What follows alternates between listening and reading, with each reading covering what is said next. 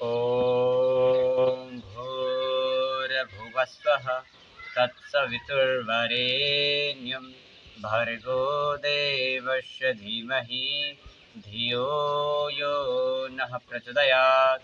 ॐ शान्तिः शान्तिः शान्तिः।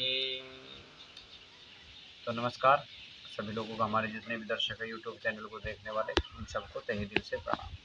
तो आज हम उन लोगों के लिए जिनको, क्योंकि आज अब ये जो शरद ऋतु चल रही है इसमें काफ़ी लोगों को बुखार हो चुका है, हो रहा है, और छोटे छोटे बच्चों से लेकर के बड़े बड़े बुजुर्गों तक बुखार चढ़ा हुआ है।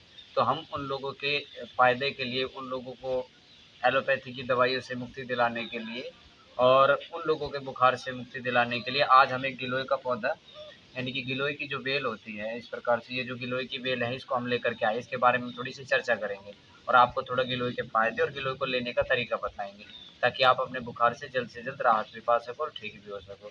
और गिलोय का प्रयोग करते रहोगे तो आपको बुखार भी नहीं चलेगा। तो हम आपको बता देना चाहते हैं, जिन भी लोगों को, जिन भी छोटे बच्चों को, बुजुर्गों को, भाई बहन, जिसको भी इस सीजन के अंदर, यानी कि शरद ऋतु में, श्रावण मास चला हुआ है, शरद ऋतु है, और इस सीजन में अगर किसी को बुखार है तो कैसे गिलोय का प्रयोग करें। एक मैंने देखो यहाँ पर कई प्रकार की गिलोय रख रखी है। एक तो ये पुरानी गिलोय है, क्योंकि अभी सीजन है तो बारिश का पानी इनके ऊपर पड़ता है तो ये फूटने लगती है अंदर से।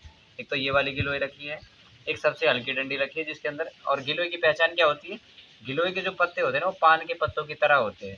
तो क्या है, जैसे कि आजकल तो गिलोय का इतना प्रचलन है, तो हमने सोचा कि गिलोय के बारे में जो हमारे चैनल को देखने वाले हैं उनको भी गिलोय के बारे में थोड़ी सी जानकारी हो। तो गिलोय का ऐसा पत्ता होता है, पान के जैसे पत्ते होते हैं, और ये खाने में बड़े कड़वे होते हैं। देखो मैं ऐसे खाकर, अगर इनको हम ऐसे खाएंगे ना तो ये कड़वे कड़वे लगते हैं। बाकी गिलोय का पत्ता भी आप यूज कर सकते हो, लेकिन गिलोय की बेल का जो काढ़ा होता है, इस धरती के ऊपर जितने तो बुखार हो चुके और जितने होने वाले सबको ठीक करता है। चाहे कैसा भी बुखार हो, किसी भी प्रकार का बुखार हो, सब प्रकार के बुखार के लिए फायदेमंद होता है। क्योंकि गिलोय हमारी जो होती है ना, इम्यूनिटी बूस्टर होती है। हमारे अंदर जो रोगों से लड़ने की जो क्षमता है उसको ये बिल्ड करती है। और गिलोय के अंदर काफ़ी मात्रा में कैल्शियम होता है, ये हमारे वॉशरूम को बहुत अच्छा कर देती है। इससे हमारा जो वॉशरूम है बड़ा ही खुल करके आने लगता है, फैट हमारे शरीर से इससे रिलीज हो जाता है।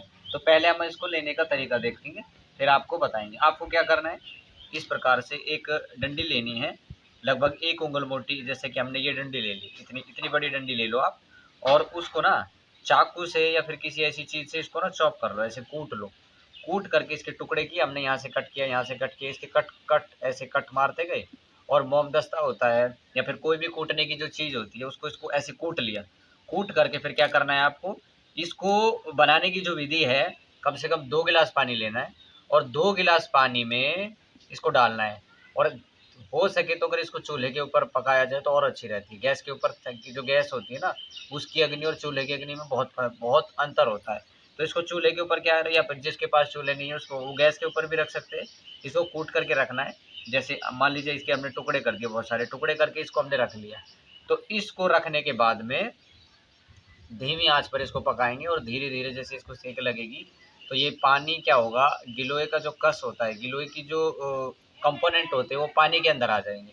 तो जब आप धीरे धीरे धीरे धीरे उसको करके पकाओगे तो वो उबलते उबलते उबलते उबलते जब गिलोय का काढ़ा कम से कम आधा गिलास बच जाए, और जब वो आधा गिलास बचेगा तब उसको उतारेंगे, छान करके उसको थोड़ा ठंडा होने दें। एकदम गरम गरम नहीं पीना चाहिए। कई कई लोग शिकायत करते हैं कि गिलोय गरम होती है। गिलोय की प्रकृति गरम नहीं होती। गिलोय तो वात, पित्त और कफ तीनों दोषों को कम करती है। आयुर्वेद के अंदर 3 दोष बताए गए हैं, वात, पित्त और कफ। उन तीनों दोषों में तीनों दोषों को कम करती है। लेकिन इसकी लेने का तरीका, इसके लेने का जो मेथड होता है वो आपको आना चाहिए, तो फिर इसका लाभ होता है। तो गिलोय का काढ़ा हमने लिया और गिलास में हमने उसको रखा, और या फिर किसी भी बर्तन में जैसा भी सूटेबल हो, कांच का बर्तन अच्छा रहता है वैसे तो, उसमें रख लिया। उसको पीने का टाइम आपको याद रखना है, सुबह उठते ही पी लो। सुबह उठने के बाद फ्रेश होने के बाद में तो उसको आपको गिलोय का काढ़ा लेना है खाली पेट, डेली लेना है, डेली डेली उसको खाली पेट लेना है आपको। बुखार तो 2 या 3-4 दिन के अंदर कैसा भी बुखार हो उतर जाता है, चाहे वो डेंगू हो, चाहे वो चिकनगुनिया हो, चाहे वो टाइफाइड हो, किसी भी प्रकार का बुखार, हर प्रकार के बुखार में लाभ हो सकता है। मुझे तो टाइफाइड था, मैं रोज लिया करता था गिलोय की गोली, और जिनको कोई भी बुखार होता है, मैं सबसे पहले फर्स्ट ऑफ ऑल उनकी चॉइस के लिए मैं बोलता हूँ उनको गिलोय आपको यूज़ करनी चाहिए। और बुखार के अलावा और किन किन रोगों में ये काम आ सकती है, इसकी विधि थोड़ा आपको ध्यान रखना है।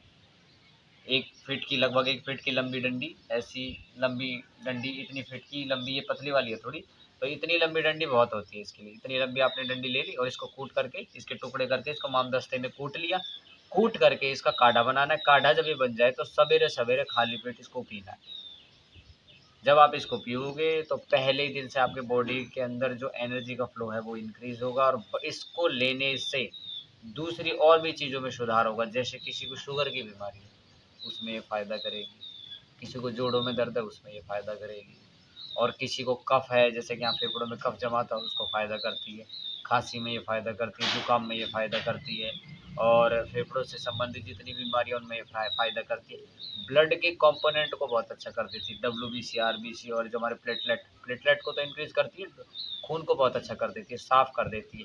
और जो हृदय के रोगी हैं, उनको तो खाली पेट गिलोय को लेना ही लेना चाहिए। क्योंकि गिलोय क्या होती है, इसके अंदर कुछ ऐसे कंपोनेंट होते हैं जो हमारे पेट पेट से क्या पूरी ओवरऑल बॉडी के लिए बहुत अच्छे होते हैं। इसलिए इसको आयुर्वेद में अमृता कहा जाता है और अमृत का अर्थ होता है जो कभी ना मरे।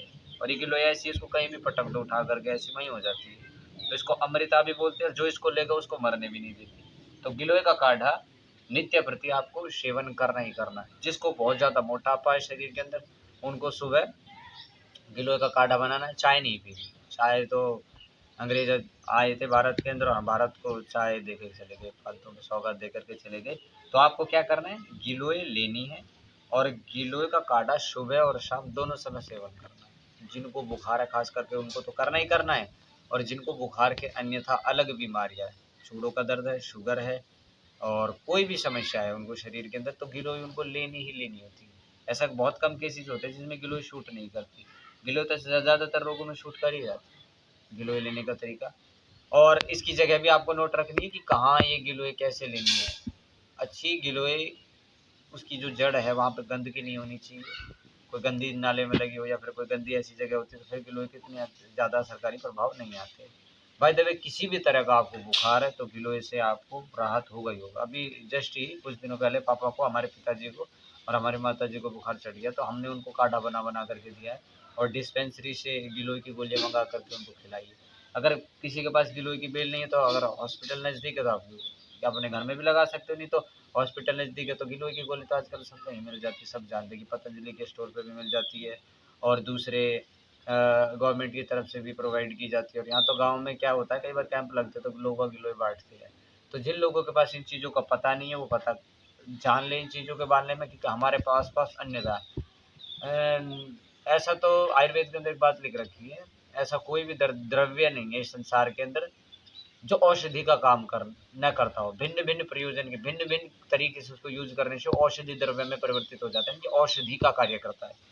तो आपको गिलोय इस प्रकार से प्रयोग करनी है, कोई भी प्रॉब्लम नहीं, गिलोय लेनी ही लेनी है। बुखार तो आपका उतरेगा ही, शुगर आपकी इससे कम हो जाएगी और मोटापा इससे कम हो जाएगा, जोड़ों के दर्द में इससे फ़र्क पड़ जाएगा और एनर्जी पूरी रहेगी, थकावट नहीं होगी, थकावट मिट जाएगी। और दुनिया भर के ऐसे रोग हैं, 100 से ज़्यादा ऐसी बीमारी जिनके ऊपर इसका प्रभाव होता है।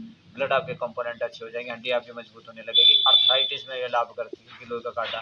किसी किसी को अपवाद के रूप में ऐसा होता है कि जब उसको देते तो उसको सूटेबल नहीं होता, बाकी गिलोय सबको सूटेबल होता है। ये देखो इसकी विधि इस प्रकार है, ये इसके पत्ते हैं। अभी तो ये छोटी है क्योंकि ये बढ़ रही थी, बाद में पक जाती है, तो पकने के बाद भी ऐसी हो जाती है। नॉर्मल साइज़ की आपको गिलोय लेनी है, इतनी मोटी गिलोय की डंडी हो, पकी हुई नहीं होनी चाहिए, ताज़ा गिलोय हो। तो आप इसका सेवन कर सकते हैं। और अगर रोज़ इसका सेवन कराया जाए तो और भी अच्छा है। जो व्यक्ति इसका रोज़ सेवन करते हैं हर दिक्कत में और किसी भी प्रकार की दिक्कत हो सब में ये लाभ करेगी। तो मेरा आपसे ये अनुरोध है, जिन लोगों को इस सीज़न के अंदर जो हमारे चैनल को फिलहाल देख रहे हैं, इस सीज़न में जिनको भी बुखार चढ़ा हुआ है, सुबह दोपहर में भी दे सकते हैं, सुबह दोपहर शाम गिलोय का काढ़ा जरूर। अगर आपको डॉक्टरों से, यानी कि आपको अपने घर का जो पैसा व्यर्थ होने से बचाना है तो गिलोय का काढ़ा उनको जरूर, उनको कोई दिक्कत नहीं होगी किसी भी प्रकार की, क्योंकि गिलोय को त्रिदोष नाशक आयुर्वेद के अंदर लिखा, महर्षि चरक ने इसको त्रिदोष नाशक बताया। तो आपसे ये अनुरोध है। तो हमारे इस वीडियो को देखने के लिए आपका बहुत बहुत धन्यवाद। आपका दिन शुभ हो।